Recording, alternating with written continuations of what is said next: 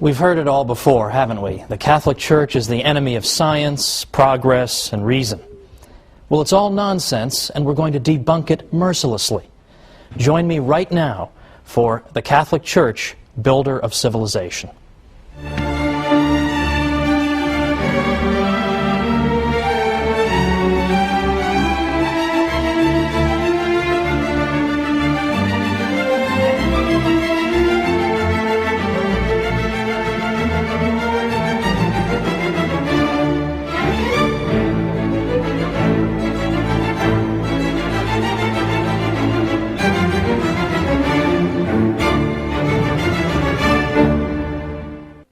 Welcome to the Catholic Church, builder of civilization.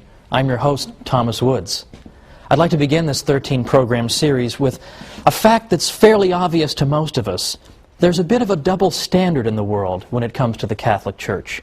You can say anything you like about the Catholic Church, your career won't be over, no one will care, there'll be no candlelight vigils or hunger strikes. You say anything you like about it, and that's just fine. If anything, you'll be even more welcome in fashionable circles than before. So, what's the result of that? The result is that you can get away with saying the most absurd, ludicrous things about the Catholic Church. And people believe it. People are inclined to believe every ridiculous calumny against the Catholic Church. But worse still, some Catholics themselves, I think, have begun to interiorize some of these criticisms. And deep down, I think they themselves wonder, has the Church really been a positive influence in history, after all? Hasn't she been responsible only for repression and ignorance? And hasn't she been an opponent of the sciences? We've all been taught to believe this. It would be a miracle if people didn't believe it. But it's not true. And in this series we're going to show why it's not true, and we're going to show the true glory of the Catholic Church. Now, the attacks on the Catholic Church and on religious belief in general have accelerated just over the past 5 years or so. We've already seen in recent years best-selling books by Richard Dawkins and Daniel Dennett and Sam Harris condemning religious belief in general as irrational and foolish, and in effect they're saying to children in this country, your parents are stupid for teaching you the faith. Worse than that is that after the July 7th, 2005 bombings in London, what we began to see is this trend, that Islamic terrorism is now giving intellectuals an excuse to oppose all religion. The argument being that all religion is irrational, all religion can give rise to violence, so it should all be condemned.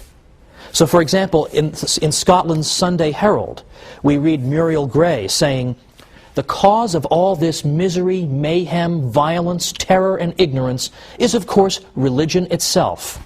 And she called religion Dark Ages nonsense.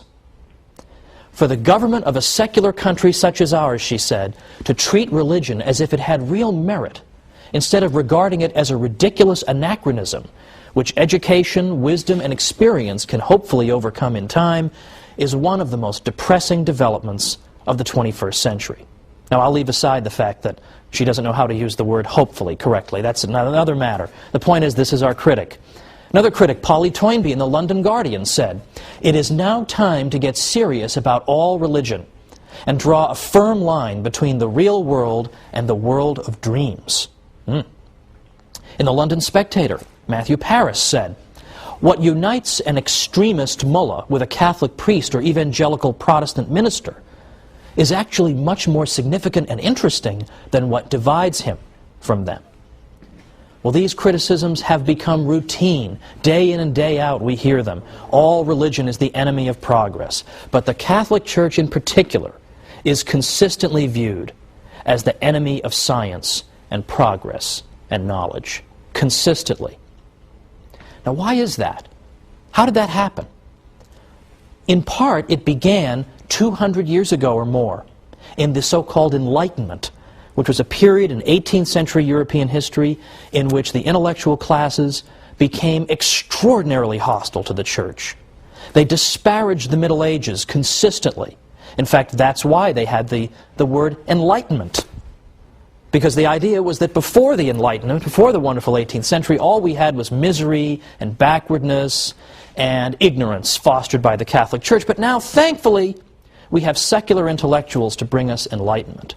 I sometimes think that the most depressing job on earth must be to be a history professor who teaches about the Middle Ages. It must be the most depressing job on earth. All day long, you lecture about the Middle Ages, and you say, the Middle Ages weren't so bad. In fact, a lot of great things happened in the Middle Ages. Catholic Church made a lot of great things possible. You lecture on this all day long. You write books and articles on it. You even appear on television. You appear on radio, and you talk about it. And what happens? You get home at night, you turn on the TV, nothing you've done has made any effect. Everybody still believes the Middle Ages was a time of ignorance and repression, and it was all the fault of the Catholic Church. All of that stuff, in effect, cannot be dislodged.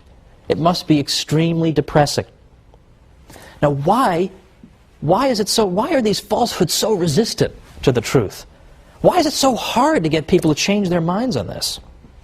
Well, ever since the Enlightenment, what has taken root in our culture and in our way of thinking is that the Catholic Church is assumed to be wrong, and that secularism, that is the idea of organizing society and all of life without reference to God, that is said to be the source of progress. So by definition, anything the Church is connected to involves retrogression.